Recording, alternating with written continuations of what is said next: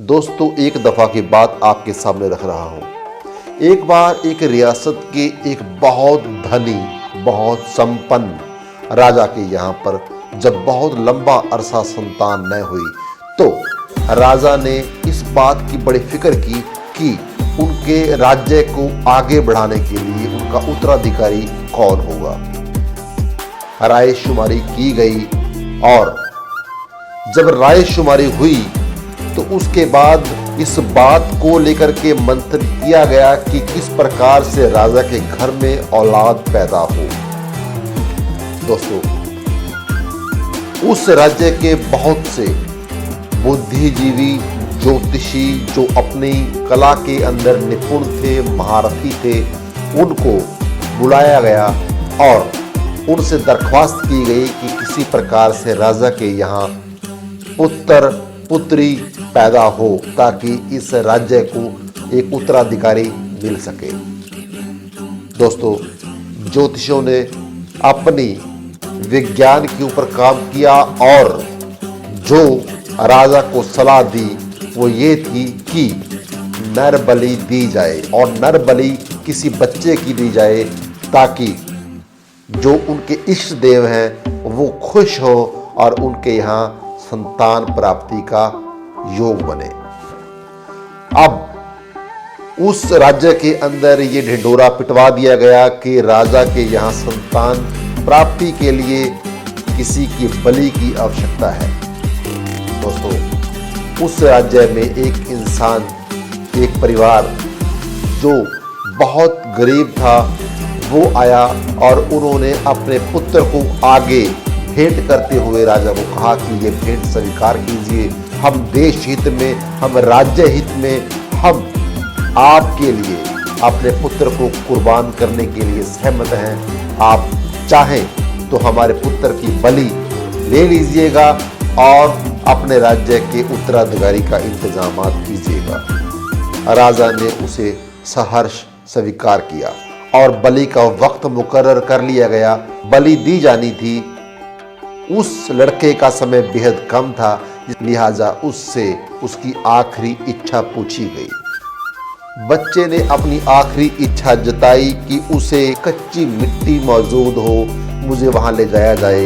मैं कुछ कलाकृतियों को अंजाम देना चाहता हूं जाने से पहले। तो उसकी इस मांग को स्वीकार करते हुए राजा ने उसके पास उस कच्ची मिट्टी का इंतजाम किया। दोस्तों, वो बच्चा जिसकी बलि दी जानी थी वो कच्ची मिट्टी से कुछ घर, कुछ मकान बनाने लगा। उसने एक एक करके 4 मकान स्थापित किए। जब वो ये काम कर रहा है तो वहां खड़े तमाम प्रबुद्ध लोग, तमाम लोग बड़े पशुपेश में थे कि आखिर ये बच्चा कर क्या रहा है। जब उस बच्चे से ये सवाल किया गया कि आपने क्या किया है, तो बच्चे ने पहले घर को ढहाते हुए, वो घर जो उसने कच्ची मिट्टी का बनाया है, ढहाते हुए कहा कि ये मकान मेरे माँ बाप की तरह है। जहां मुझे सुरक्षा मिलनी चाहिए थी, जहां मेरी सुरक्षा का बंदोबस्त होना चाहिए था, उन्होंने हाथ खड़े करके मुझे लावारिस छोड़ दिया।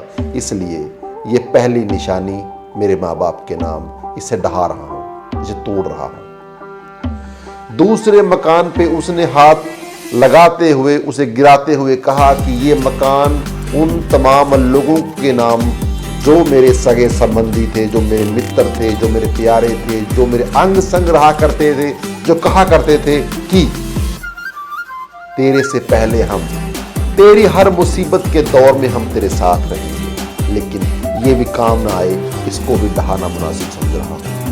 तीसरा मकान भी ढहा रहा हूं क्योंकि आप मेरे राजा हैं। आप मेरे राजा हैं तो प्रजा की रक्षा का जिम्मा आपका था, लेकिन आज आपने भी हाथ खड़े कर दिए और मैं जा रहा हूं। इसलिए मैं इस मकान को भी ढहाए दे रहा हूं।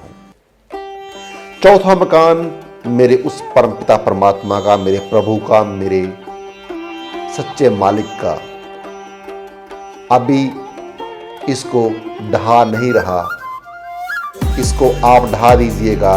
जब मैं चला जाऊंगा तो इसको भी बाकी 3 मकानों की तरह रोन दीजिएगा, निस्तनाबूद कर दीजिएगा, क्योंकि अगर उसके अंदर हिम्मत हुई तो इसको ढहाने की नौबत नहीं आएगी। अगर वो भी आप तमाम लोगों की तरह हुआ तो इसका भी अंजाम वही हो जो बाकी मकानों का हुआ।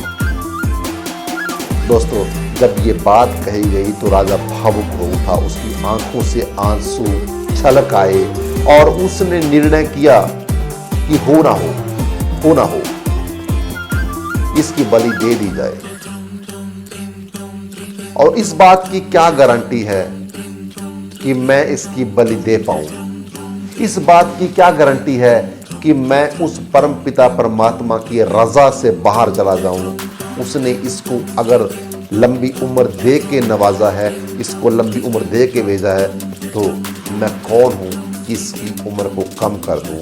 अगर हुआ भी कि मैं इसको कुर्बान कर भी दिया तो उसके बाद क्या गारंटी है कि मेरे घर में पुत्र प्राप्ति हो? और इस बात की भी क्या गारंटी है कि जिस पुत्र को मैं पैदा करूं वो पुत्र मेरे राज्य का उत्तराधिकारी बने? इस बात की भी क्या गारंटी है कि वो एक निपुण कुशल शासक बने? इसलिए मुनासिब होगा कि इसी बच्चे को अपनी औलाद की तरह गोद ले लिया जाए और अपने राज्य का उत्तराधिकारी बना लिया जाए। मारने वाले से बचाने वाला बहुत बड़ा है। और अगर उसने हमारे लिए सांसों का इंतजाम किया है तो दुनिया की किसी भी ऐसी ताकत की हिम्मत नहीं कि हमारी सांसों को चुरा ले, हमारी सांसों को कम कर दे। वो देखता है, वो जानता है, वो जांचता है, वो साथ देता है। फिर मिलेंगे एक और बात के साथ। आपका दिन शुभ रहे। रब रखा।